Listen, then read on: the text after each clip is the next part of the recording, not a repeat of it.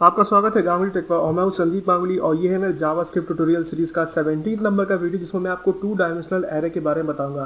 Two dimensional array भी वही same properties को फॉलो करता है जैसे आपका जो है वन डायमेंशनल एरे है, लेकिन जो इसको एरे ऑफ एरे कहा जाता है उसमें और रो और कॉलम का एक कॉन्सेप्ट होता है वो मैं आपको समझाऊंगा। और इसे मैट्रिक्स भी कहा जाता है टू डायमेंशनल एरे को। तो सबसे पहले तो मैंने ये home.html करके ये पेज बना के रखा जिसमें मैंने एक एक्सटर्नल जावास्क्रिप्ट की फाइल को लिंक करके रखा जिसका नाम test.js है।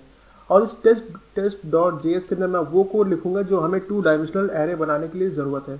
तो टू डायमेंशनल एरे बनाने के लिए आपको सबसे पहले एरे वेरिएबल का नाम लिखना है, उसके बाद आपको इक्वल लगाना है, फिर आपको न्यू लिखना है और फिर आपको एक एरे बनाना है। अब इस एरे जो आपने लिखा इसके ब्रैकेट के अंदर आपको जितने भी रो बनाने होंगे एरे में, रो का मतलब होता है जो आपका जो हॉरिजॉन्टल होता है, मतलब अभी हम देखेंगे क्या है।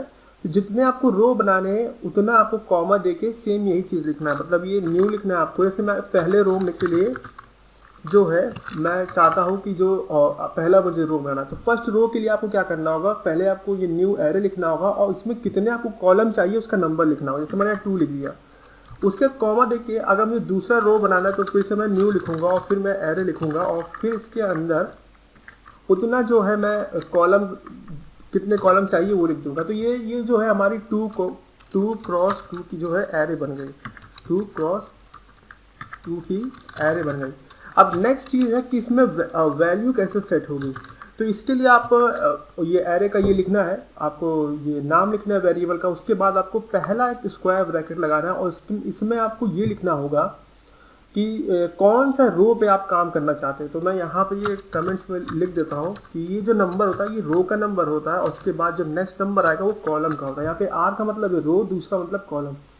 तो यहाँ पे जो हम फर्स्ट रो पर करना चाहते हैं तो ये जो रो वैल्यू इसकी है वो है 0, ये जो है 1 है क्योंकि इसमें 2 रो है, 1 और 2, और हर रो में 2 कॉलम है क्योंकि मैंने साइज दिया है कि जो यहाँ पे जो होगा ये 2 कॉलम होगा। और यहाँ पे 2 कॉलम है, इसका मतलब जिसकी इंडेक्स वैल्यू होगी वो 0 से स्टार्ट होगी, मतलब 0 और 1, और रो यहाँ पे 2 है तो रो भी आपका 0।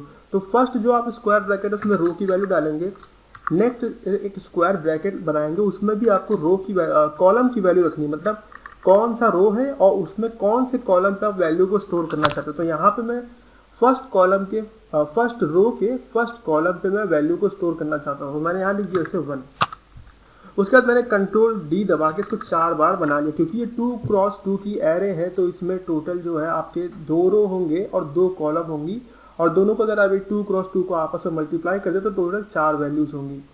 तो फर्स्ट रो का हमारा फर्स्ट कॉलम हो गया। अब फर्स्ट रो का हमें सेकंड कॉलम पे वैल्यू स्टोर करनी है, तो इसके लिए हमको ये जो कॉलम वाला जो हमारा स्क्वायर ब्रैकेट है इसमें आके हमको 1 कर देना है। सेम यहीं पर आपको अब सेकंड रो के लिए स्टोर करना, तो आप यहाँ 1 कर दीजिए, इसमें भी 1 कर दीजिए, और ये सेकंड रो का फर्स्ट कॉलम हो गया और अब ये सेकंड रो का जो है आपका सेकंड कॉलम हो गया। तो इसमें आपको वैल्यू स्टोर करनी है, आपने यहाँ कर दिया 2, 3 और ये 4। तो इस तरीके से जो आपको टू डायमेंशनल एरे बनाना है। अब मैं इसका जो आउटपुट भी दिखा देता हूँ। तो मैंने ये लिखा और जो है यहाँ पे मैंने ये एरे का नाम लिखा और फिर सेम वही आपको करना है, पहला स्क्वायर ब्रैकेट लगाना है, उसमें रो वैल्यू लिखनी है, मैंने 0 लिख दिया, और कॉलम वैल्यू मैंने 0, मतलब फर्स्ट रो के फर्स्ट कॉलम की वैल्यू मुझे आउटपुट में दिखानी है जो कि यहाँ पे 1 है। तो यहाँ पे जब मैंने रिफ्रेश किया तो आप देखेंगे ये वैल्यू आ गई। फिर मैं इसके यहाँ पे कर्सर को रखता हूँ, फिर मैं कंट्रोल डी दबा के इसको कॉपी कर लेता हूँ। यहाँ मैंने चेंज कर दिया, यहाँ पे मैंने कॉलम नंबर चेंज कर दिया, रो नंबर आपका वही है। तो ये देखिए आपका 2 वैल्यू आ गई। अब नेक्स्ट जो मैं आपको बताना चाहता हूँ कि एक और तरीका है सेम इसी को एरे को बनाने के लिए टू डायमेंशनल। इसके लिए आपको फिर से एरे वेरिएबल का नाम लिखना है, न्यू लिखिए, एरे लिखिए, ब्रैकेट्स लगाइए और ब्रैकेट के अंदर सबसे पहले आप एक रो बनाइए। उसके लिए आपको क्या करना है, न्यू एरे, फिर से आपको लिखना है, ये एक रो बन गई। अब इसके अंदर आप वो वेरिएबल्स लिख दीजिए, मतलब वैल्यू लिख दीजिए जो आप इस मतलब टू डायमेंशनल एरे में फर्स्ट रो में स्टोर कराना चाहते हैं। जैसे मैंने 12 लिख दिया, कॉमा लिख दिया, 45 लिख दिया, 56। तो इस तरीके से ये बन गया। नेक्स्ट काम आपको क्या करना है, अगर आपको एक और रो बनानी है तो इस न्यू एरे जो आपने ये लिखा है इसके बाहर आपको आना है, कॉमा लगाना है और फिर आपको फिर से न्यू एरे लिखना है और फिर आपको उसमें भी वही वैल्यूज लिख दीजिए जो आप स्टोर कराना चाहते हैं। तो मैंने 23 लिख दिया, 42 लिख दिया और 86 लिख दिया। तो इस तरीके से मैंने 2x2 की एक और एरे बना ली। और इस तरीके से अब मैंने इसका नाम जो है एरे 2 कर देता हूँ, क्योंकि ये जो है वरना कन्फ्यूजन हो जाएगा। ये एरे 1 था हमारा, ये एरे 2 था। तो पहला तरीका ये था बनाने का, दूसरा तरीका ये है। अब अगर आपको इसके एलिमेंट्स को एक्सेस करना है तो सेम वही प्रोसेस है। मैं इसको जरा ऊपर की लाइन को कॉपी कर लेता हूँ और मैंने इसको नीचे पेस्ट कर दिया और इस पर यहाँ पे इसको चेंज करके मैंने 2 कर दिया।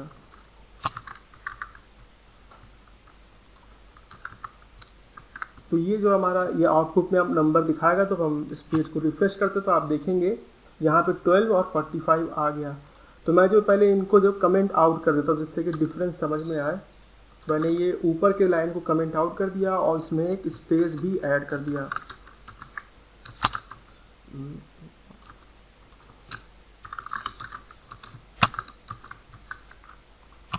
तो ये देखिए आपका जो है, जब ने एरे 2 बनाई उसमें फर्स्ट रो, मतलब ये फर्स्ट रो का फर्स्ट कॉलम की वैल्यू 12 है, जो कि यहाँ पे आपको दिख रहा होगा, ये 12 आ गया।